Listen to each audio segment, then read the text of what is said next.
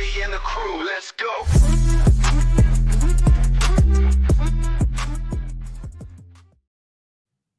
Hey, what's up, y'all? It is Shemai, and guess what? It is Sweep Unplugged. Shout out to the founder, Rudy Campos Jr., the founder of Sweep the League and Sweep Unplugged, and the whole crew. And you know, I gotta get my dues to the UTSA 2024 Hall of Fame himself, Derek Gervin.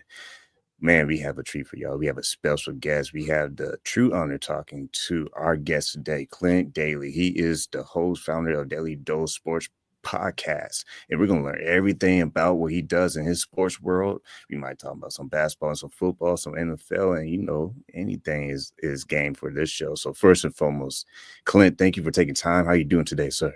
I'm doing great. Thank you so much for having me. Always happy to appear on another show and work with another podcast. Love what you guys are doing. So thank you very much for having me.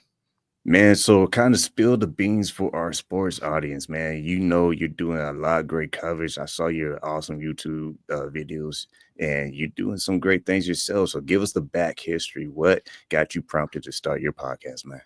So my background actually was not on this side. I was a high school basketball coach for 15 years or so. And even while I was coaching, I was in a situation where, you know, you got some spare time, you got some downtime, whatever. And you're like, hey, I could write some articles. I'm a big sports fan, so I could write some articles. And I had a background in a little bit of writing. So I started writing, and I actually went through a featured columnist program to be a writer for Bleacher Report. So I became a writer for Bleacher Report. I was a featured columnist for the Denver Broncos, and I wrote for them for a little over a year. So I'm coaching, I'm writing, and I started writing for an NFL website called Cover 32. And I wrote for them. I ended up becoming an editor. I ended up, having my own group of writers writing for me. And we were covering both the Broncos and actually the Buffalo Bills. I have no interest in the Bills, but that was what I got. So I began doing that. I ended up writing for a publication called Mile High Sports Magazine, which is still here in Denver and still running and that kind of thing. So I'm doing all this writing, I'm doing all this stuff. And I actually was asked by a mutual friend. It was actually a parent of a kid that I had coached. Could you write an article for a little startup paper here in Denver? What do they need? Well, just anything. They just don't have a sports guy. Can you write some sports for them? So I said, sure. So I wrote a couple of articles, like quick, like I'm putting out 5 articles a day. So to like do 2 quick, boom, boom, boom. Yep, there you go. Never thought I'd hear from him again. They said, hey, we have like a little small internet radio company here. Could you come be a guest on a show? Yeah, I guess. We don't have a sports guy. Could you come do? So I went and did a guest spot, and we did some NFL picks and talked some NFL and goofed off a lot and whatever. And they said, hey, can you come back next week? And I was like, all right. I'm starting to get out of coaching because now my kids are getting older. I want to go watch them. I don't want to coach somebody else's kids. So I want to go watch my own kids. So I was starting to back out of the coaching thing. And after the second time I appeared on the show, they were like, hey, you want your own show? I don't know. Do I? And they were like, yeah, like here's the pay. Here's what you'll do drive time, a couple days a week, 2 hours a day. Okay. So that was in 2013. So in 2013, did the show every week for a few months. And then as all radio shows do, they actually ended up changing to be a totally different format and went a wholly different way. So meanwhile, I said, well, I don't know anything about podcasting, but I guess we're going to jump into that. We had a few listeners. We're going to see about the podcasting thing. So this is embarrassing. It took me probably like 3 months at that time, back in 2014, to figure out how to host a podcast. I had no idea. It wasn't like today. You go to these really cool, websites. Hey, you record it, they post it. No. I was hosting it on like a library free website. And then I was pointing the feed, to all these different places. And so it was the grassroots of podcasting, but we continued the Daly Dose radio show that we had been doing. And my goal, and it still holds today. My goal was, it's either got to be informative or it's got to kind of make you smile and make you laugh. If it's not one of the two, cut it. I don't want it. So if it's not telling you something you didn't know about the world of sports, if it's not giving you some sort of insight, and for me personally, because I was a coach, is going to sound bad. There's a lot of people talking sports that have never been involved in sports. They sat up in the stands and they watch sports, but they've never been on the bench. They've never been in the locker room. They've never actually done the pregame, the halftime, the postgame. They've never done any of that stuff. And then they're telling the athletes and the coaches, here's what you should have done. You don't have the slightest idea what you're talking about. Sorry, you just don't. And I'm not being a jerk. You just don't. You haven't been there. And so we try to bring some common sense to the world of sports. And I know that sounds crazy, but we try to bring a little common sense. We try to be either informative or, like I said, hopefully make you smile, make you laugh. And then I'm a huge sports history person. I understand most sports fans are probably under 25 years old. I get it. I know the greatest player you've ever seen in the NBA is Ja Morant or whoever. I get that. And yet you do owe a little bit to the founding fathers going back in the world of sports. So sports history is really, really big to me, really important to me. I love looking back. And I've actually kind of reached a point. We did this earlier this last summer, where instead of looking at, is Mahomes better than Brady? Is Mahomes better than Elway? I don't care. I'm not going to try to compare eras. What I will say is Mahomes is kind of this era's Elway or Montana. I don't have to compare them. I can say, no, you're the next guy in line. You're that next guy. I don't need to say who's better or who's worse. I'm not going to dog on Joe Montana. All the man did was never lose a Super Bowl and never throw an interception. What am I going to say about him? Can I look at it and say, hey, maybe Mahomes is going to be this generation's Joe Montana? Yeah, that makes more sense to me. Can I look at even the NBA, which, changes and changes and changes from where we started? And I'm not going to go back to like Mike and that group, but it was a big man's game. Yeah. Not a big man's game anymore. It's not. They're going to go, spread. They're going to go 5. They're going to go quick. They're going to shoot. You look at teams like Boston and the way they're shooting it and what they're doing. Obviously, Golden State, it's a different game. Does that mean that guys from that era couldn't play today? No. Because I know they're going to tell me Larry Bird couldn't play today. He couldn't. Well, kind of is. He's playing here in Denver. I mean, his name is Nikola Jokic, but that's him. He's slow. He can't jump. He runs like a pregnant deer. And yet he's shredding the league with a triple-double every single night. It's not that he couldn't play it. It's just different. It's just changing. So I would much rather look at sports history from that direction as opposed to put down the guys that came before them. No, they just paved the way for these guys today. Man, I mean, I'm telling you, I already know you're show fire because all those takes you just took right now, those were brilliant takes. And I know Rudy is going to want to talk with you one day and probably have you on a live show maybe, because I know that's when Derek is usually available. But let's dive into the process of, I love the fact that you have the sports background, being a coach, because I think you're right. A lot of shows are out there or doing their thing, and they kind of just doing their thing without any actual knowledge. And that's why Rudy and crew is in the front leads. I'm the producer, man. I make the magic happen with the graphics. Sure. But talk about the importance, though, of knowing the facts of the game and understanding how things work, because it's one thing to have a hot take, but it's a different thing if you actually have history and prior knowledge to the game. Well, it's so interesting. Because, you look at, take the NFL, and we look at the NFL and we're watching these games this past week, and you're seeing, again, the talking hairdos go out and they say, hey, the coach should have gone for 2 here. The coach should have done this here. Why did the coach call this play and this? But what we're not seeing is the fact that in practice, they ran that play over and over and over again with high success. And then in the game, the defense, who I know this is shocking, I won't surprise you because you get it.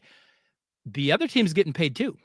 And so they come out, they make a play, they shut it down, and you're like, oh, the coach is an idiot. What a moron. Oh, that quarterback is horrible. Why did he throw it there? Because that's not what he saw. I'll give you an example that sums it all up. And this is painful for me, but I'll give it to you anyways. We're coaching at a high school here I'm in Denver. We were in Denver, Colorado. We're coaching at a school, and we had a year where we had gone to a new school, not a new school, but a new school to us, a new job. And we have a team that is just, they're not very good. God love them. They're sweet kids. They're just not very good at basketball. And so we're trying to coach them up. We're trying to get them ready. And we got them kind of figuring some things out. Stop turning it over. Stop doing this. Play some defense. Get some rebounds. And we start getting them better and better. And by the end of the year, we're approaching 500, but we're right on the cusp of, are we going to make playoffs or not? And we know we're going to play this league team, and it's either going to be them or it's going to be us. Well, we couldn't shoot free throws in games. We could make them in practice, but we couldn't make them in the game. In the game, our kids that weren't overly experienced in basketball, they would clinch up. They can't make a free throw. So we come together as a coaching staff and we say, hey, what can we possibly do to get these kids to make free throws? Because it's going to come down to free throws. We know it. They've got to knock some. We put like 5 heads together, any drill, anything you can. Do you reward them? Do you punish them? Do you do this? We shoot thousands of free throws that week. We know come Friday night, we got to win this game. We got to take care of business. We got to knock our free throws down. Free throw, free throw, free throw. Rebounding, defense, back to free throws. Ball handling, passing and catching, don't turn it over, back to free throws. That's all we did. We ate, breathed, drank free throws all week. Go into the game, tight game, have a lead, late in the game, miss free throws, lose the game, do not make the playoffs. And we're sitting downstairs, all coaches, we're sitting in there talking, and we're just like,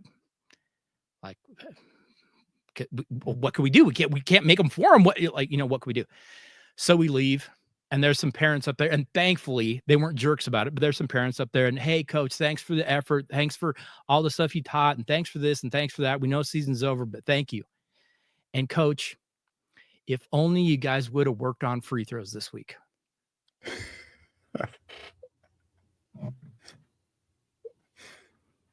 That's good. Hey, good eye. I'm glad you saw that, because I hadn't thought of that. But now that you mention it, that would have been. So that's where I kind of look at the common sense side of things. Sometimes people are telling, here in Denver, over analyzing every single thing Sean Payton does.